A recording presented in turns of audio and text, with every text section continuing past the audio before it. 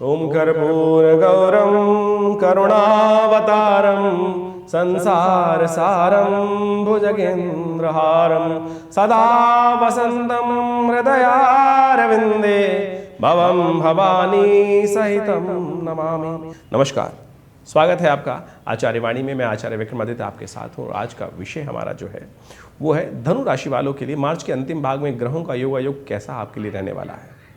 देखिए धनु राशि वालों, आपकी राशि के स्वामी बृहस्पति महाराज, और बृहस्पति महाराज इस वक्त शनि से तो पुनः दृष्ट हो गए हैं। शनि से दृष्ट तो पिछले करीब करीब 1 साल से चल रहे हैं, लेकिन शनि महाराज कुछ दिनों पहले अस्त थे और अब शनि महाराज फिर उदय हो गए हैं और फिर शनि पर बृहस्पति पर पूर्ण दृष्टि उन्होंने डाल दी है। और ऐसे में पंचम भाव में बैठकर बृहस्पति महाराज की दृष्टि आप पर पड़ रही थी, आपकी राशि पर पड़ रही थी, लेकिन खुद शनि से दृष्ट हो गए हैं। तो फिर वही स्थिति आ गई है कि बृहस्पति के सद्गुणों पर शनि महाराज अपनी पूरी दृष्टि डालकर उनको थोड़ा क्षीर्ण कर दिए। ऐसे में आपको लगातार अपनी बुद्धि को जगा के रखने की ज़रूरत है। शनि प्रतीक है आलस्य का, शनि प्रतीक है विशेष तौर पर जिद का, शनि प्रतीक है अड़ियलपने का, और लकीर के फ़कीर बनने वाली स्थिति उत्पन्न कर सकते हैं शनि महाराज। बृहस्पति को भी उसी अनुरूप बना सकते हैं। तो ऐसे में आपको सबसे पहले अपने आप को जगा के रखने की ज़रूरत है। सुनेंगे सबकी, करेंगे वही, तो इससे फ़ायदा कुछ होने वाला नहीं। तो ऐसे में स्थिति को समझें, और मार्च की स्थिति माने तो मार्च की स्थिति के अनुसार से आपके ग्रहों को समझें। आप मंगल शनि का टकराव आपके तृतीय भाव में चल रहा है, पराक्रम वाले भाव में। प्लानिंग बहुत बनाएंगे लेकिन कार्य नहीं कर पाएंगे। ऐसे में सूर्य और राहु की युति चल रही है चतुर्थ भाव में, सुख वाले भाव में। ये सब उठापटक के योग दे रहे हैं। और ऐसे में एक और स्थिति आने वाली है, चंद्र ग्रहण पड़ने वाला है। और चंद्र ग्रहण भी यदि हम समझें तो आपकी राशि के अनुसार दशम भाव में पड़ने वाला है। और ऐसे में पूरे विश्व को हिसाब से देखें तो ये उठापटक के योग, शनि मंगल का टकराव, सूर्य राहु की युति, अनहोनी की युति, टकराव की स्थिति, दुर्घटनाओं की स्थिति, और ऐसे में चंद्र ग्रहण, जहाँ जहाँ ये चंद्र ग्रहण की छाया पड़ेगी वहाँ के लिए तो बहुत विपदा स्थिति बन सकती है, प्राकृतिक आपदाओं की स्थिति उत्पन्न हो सकती है। तो ऐसे में अच्छी बात यह है कि भारत में ये ग्रहण नहीं पड़ रहा है। फिर भी ग्रहण का प्रभाव क्या होगा आपकी राशि के अनुसार से, उसके लिए आप अलग से एक वीडियो बनाएंगे, उसको देख लीजिएगा। लेकिन आज समझ लीजिए कि विशेषतौर मार्च का अंतिम भाग आपके लिए किस सिलसिलेवार तरीके से क्या करेगा। यदि हम बात करें 24 तारीख की, 24 मार्च की ग्रह गणना क्या दिखा रही है वो भी समझ लीजिए।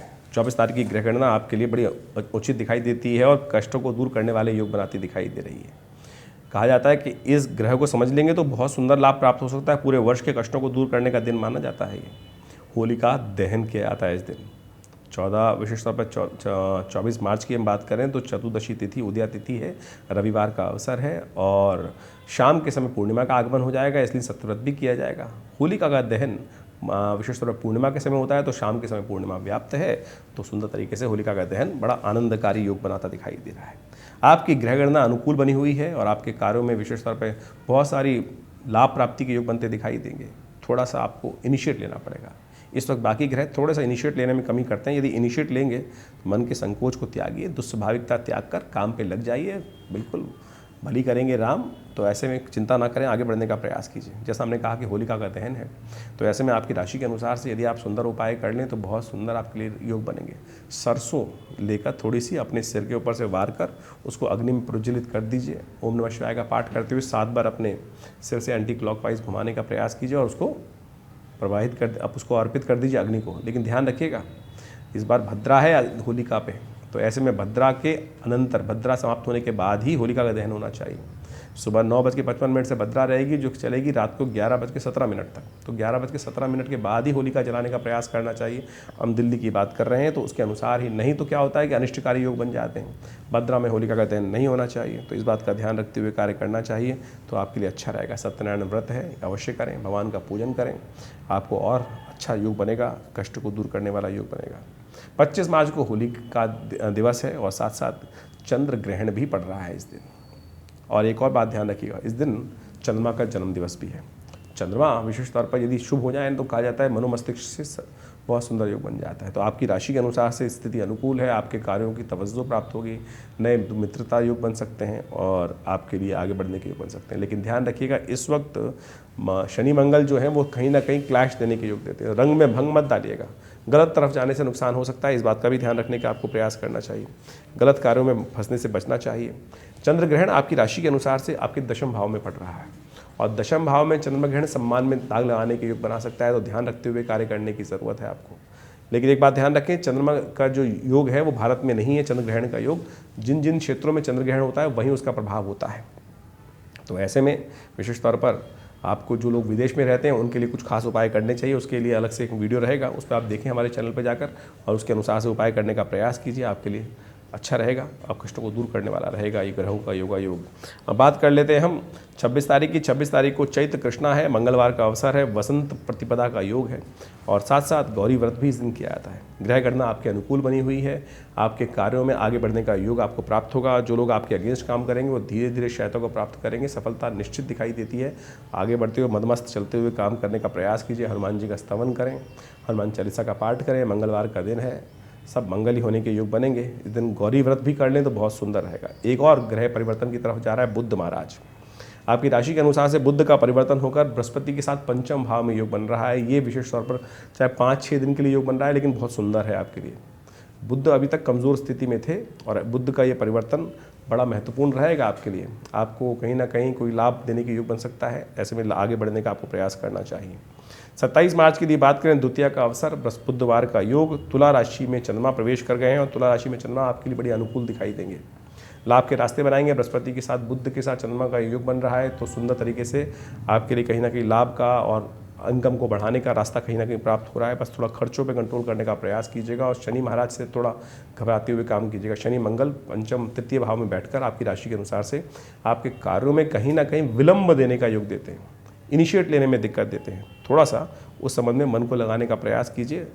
आमतौर पर सोचते ज़्यादा रहेंगे, करेंगे कम, तो थोड़ा सा किसी अच्छे गुरु व्यक्ति का साथ लेकर काम करने का प्रयास करें। भगवान गणेश का स्तवन करें, ओम गंगणाधिपतये नमः मंत्र का जप करें, एक माला जप करिए, लाभ होगा। 28 तारीख की बात करें, तृतीया का अवसर, बृहस्पतिवार का दिन है और इस दिन गणेश चतुर्थी का भी योग है। और गणेश चतुर्थी विशेष तौर पे आपको बता रही है कि विघ्नहर्ता गणेश जी का स्तवन करके आप सुंदर तरीके से लाभ ले सकते हैं। जैसा हमने आपको बताया था कि 27 मार्च के दिन ग्रह का योग है, वैसा ही ग्रहों का योग अभी बना हुआ है, तो आप उसी प्रकार से गणेश जी का स्तवन करके, गणेश जी को पीले पुष्प अर्पित करके कार्यों में लग जाइए। कहीं ना कहीं आपके लिए दिन वारे न्यारे करने वाला हो सकता है। 28 मार्च के बाद हम बात कर लेते हैं 29 मार्च की। चतुर्थी का अवसर है और साथ साथ शुक्रवार का अवसर है। चंद्रमा थोड़े से कमज़ोर हो जाएंगे दोपहर के बाद, सुबह आपके लिए अच्छी रहेगी, शाम थोड़ी भारी हो सकती है, कहीं ना कहीं नुकसान कराने के योग बना सकती है, तो थोड़ा ध्यान रखते हुए रिजर्व रहते हुए काम करने की ज़रूरत है। तुरंत काम ना करने के कारण से कहीं ना कहीं बाद में सोच विचार मन में आएगा और फिर कहीं ना कहीं नुकसान के योग बनेंगे और आप थोड़े से फिर सोचेंगे ये विचार मन में आया था। तो ऐसे में खर्चों को कंट्रोल करने का प्रयास कीजिए और ऐसे में गौ पूजन करेंगे तो गऊ में समस्त देवताओं को जो वास होता है वो से श्रेष्ठ उपाय नहीं रहेगा। शुक्रवार का अवसर है, ये उपाय अवश्य करने का प्रयास कीजिए। 30 मार्च के दिन पंचमी का अवसर, शनिवार का अवसर और ये परिवर्तन का योग थोड़ा सा कहीं ना कहीं आपके खर्चों को बढ़ाने के योग देता है। तो लीकेज बंद करें, थोड़ा स्वास्थ्य का ध्यान रखते हुए कार्य करें, काले उड़द का दान करें, तो ये आपके लिए श्रेष्ठ उपाय दिखाई देते हैं आपकी राशि के अनुसार से। 31 मार्च का दिन षष्ठी तिथि है, रविवार का अवसर है और ये आपकी राशि के अनुसार से बड़ा महत्वपूर्ण रहेगा। शुक्र जो हैं आप वो उच्च के होने जा रहे हैं, चंद्रमा परिवर्तन की तरफ जा रहे हैं, नई शक्ति का संचार करने के योग देंगे, लेकिन दिन थोड़ा हल्का रहता दिखाई दे रहा है। सुबह हल्की है, शाम के समय पॉजिटिव सूचना कहीं ना कहीं उम्मीद नई जाती दिखाई दे रही है। वक्त बदलते देर नहीं लगती, आमतौर पर वक्त कभी एक सा नहीं रहता, हमेशा परिवर्तन की तरफ जाता है। जब वक्त बदलने का इंतज़ार करना चाहिए, कई बार थोड़ी हार भी होती है तो चिंता नहीं करनी चाहिए, वक्त बदलेगा ये विचार मन में रखना चाहिए। वक्त सबसे बलवान है और देखिए वक्त को जो समझ लेते हैं और वक्त के अनुसार से कार्य करने का प्रयास करते हैं, उनके लिए समस्त प्रकार से कुछ न कुछ योग अच्छे बन जाते हैं। तो इस दिन रविवार का अवसर है, सुबह सुबह स्नान इत्यादि करके जल्दी उदित होते सूर्य को दर्शन करके उनके अर्घ्य देते हुए कार्य करने का प्रयास कीजिए, अच्छा होगा, परिवर्तन का योग बनेगा। ये समस्त ग्रह योग जो है वो विशेष तौर पर उनकी गणनाओं को देखते हुए, ज्योतिष के अध्ययन को करते हुए पता चलता है कि हमारे जीवन में जो परिवर्तन का योग लाते हैं वो ग्रहों के परिवर्तन के साथ साथ एसोसिएट होता है। ऐसा कुछ नहीं है कि संसार में आपके जीवन में अचानक कुछ घट जाता है। यदि ग्रह गणना को हम समझें सही रूप से तो आप समझें उसके अनुसार से हम बहुत सारी चीज़ों का पूर्वाभास पहले से लगा सकते हैं, अंदाज़ा लगा सकते हैं और उन चीज़ों को परिवर्तित करने का प्रयास कर सकते हैं। ग्रह तो हमारे अधीन नहीं है, लेकिन उपाय, मंत्र जप, अनेक चीज़ के कर्म हमारे अधीन है। कर्म तो हमारे, कहा गया ना कर्मण्येवाधिकारस्ते, कर्म करने का अधिकार हमको और आपको बिल्कुल सही रूप से है। सही कर्म करेंगे तो आने वाली चीज़ों को बदल सकते हैं। ग्रह पूर्व अर्जित कर्मानुसार जो प्रभाव हमारे प्रारब्ध हमारे जीवन में आ रहा है उसको बदलने का योग इस जन्म में इस समय का कर्म बना सकता है। इसको सैद्धांतिक तौर पे समझने की आवश्यकता है। अब ज्योतिष का औचित्य कहाँ आता है? ज्योतिष का औचित्य वहाँ आता है कि हमको आभास तो हो कि हमारे प्रारब्ध में है क्या, हमने पूर्व अर्जित कर्म क्या किए हैं। तो ये चार्ट जो है जन्म पत्रिका आपके जन्म के अनुसार जो बनता है वो बताता है आपके जीवन में हमने कौन से कर्म किए हैं, उसका प्रभाव लेकर क्या निष्कर्ष हमारे जीवन में हमारे इस जन्म में हमको प्राप्त होने के योग है। जब जन्मपत्री बनाते वक्त दशा निकाली जाती है तो उसमें भुक्त भोग काल आता है कि कितना भोग चुके, कितना भोग बाकी है। तो उन सब चीज़ों को समझते हुए यदि आप कार्य करेंगे तो बहुत सुंदर रहेगा।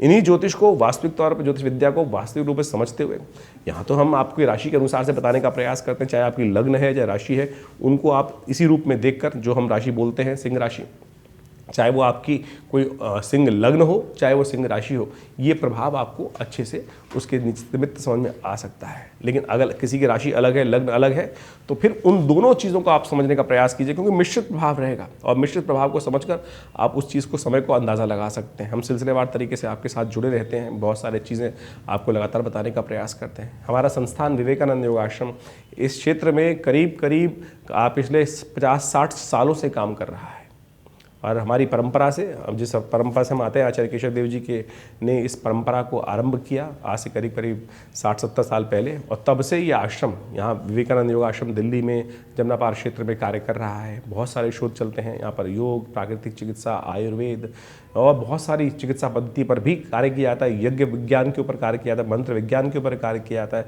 भारतीय वेद संहिता के ऊपर बहुत सारे कार्य करके हमने निकाले। करीब 50 से 60 पुस्तकें भी हमारे आश्रम के द्वारा हमारे द्वारा प्रकाशित की गई हैं विभिन्न पराविद्याओं पर। मृत्यु के बाद जीवन कैसे, प्रेतात्माएं यदि परेशान कर रही हैं तो उनको कैसे ठीक करें, मंत्र विज्ञान कैसे कार्य करेगा, स्वास्थ्य के दृष्टिकोण से कैसे मंत्र अनुष्ठान के द्वारा आप अपनी समस्याओं को दूर कर सकते हैं, ये सारे बड़े महत्वपूर्ण विषय हैं और इनके ऊपर हमारा संस्थान पिछले लंबे समय से कार्य कर रहा है। तो आप सब हमारे संस्थान से जुड़ सकते हैं। यहाँ नित्य प्रति आज भी 8 घंटे यज्ञ किया जाता है। हर रविवार को विभिन्न कार्यक्रमों में आप सम्मिलित हो सकते हैं, यज्ञ का लाभ ले सकते हैं। और इस वक्त तो विशेष तौर पर होलाष्टक चल रहे थे, होलाष्टक चल रहे हैं। होलाष्टक के दिन दौरान हमने होलाष्टक के समय ग्रह शांति के लिए, विशेष तौर पर अणुशुभ की शांति के लिए भगवान बटुक भैरव जी का एक विशेष यज्ञ रखा हुआ है। आप सब भी अपने निमित्त उस होलाष्टक के दुष्प्रभाव को दूर करने के लिए, लोगों की नज़र इत्यादि को दूर करने के लिए उस यज्ञ में भाग ले सकते हैं। उसके लिए भी सुंदर व्यवस्थाएं हैं, फ़ोन नंबर्स पर आप संपर्क साध सकते हैं। और हर रविवार को तो विशेष कार्यक्रम यज्ञ आश्रम पे होता ही है, उसमें आप अवश्य पधारें। अभी नवरात्र आने वाले हैं, बहुत बड़े विशेष तौर पर माँ दुर्गा के विभिन्न यज्ञ किए जाएंगे। दुर्गा सप्तशती का संपूर्ण 9 दिवस सहस्त्र चंडी के विभिन्न कार्यक्रम चलेंगे, आप सब उसमें भी सम्मिलित हो सकते हैं। माँ भगवती की चमत्कारिक श्री विग्रह आश्रम पे विद्यमान है, जो 1947 में मुल्तान से यहाँ पर हमारे आश्रम पे पधारा। 500 साल पुराना भगवती का चमत्कारी श्री विग्रह है, जिनके दर्शन कर लेने मात्र से आपके समस्त कष्ट दूर होने के योग बनेंगे। आप इस यज्ञ में भी सम्मिलित हो सकते हैं। उसके लिए समस्त जानकारी प्राप्त करने के लिए हमारे जो फ़ोन नंबर्स हैं उन पर संपर्क साधेंगे तो आपके लिए मनोकामना सिद्धि के, माँ भगवती के दर्शन करके योग बनेंगे। आइए विवेकानंद योग आश्रम में यज्ञ में भाग लें, माँ भगवती दुर्गा का दर्शन करें और अपने कष्टों को दूर करें।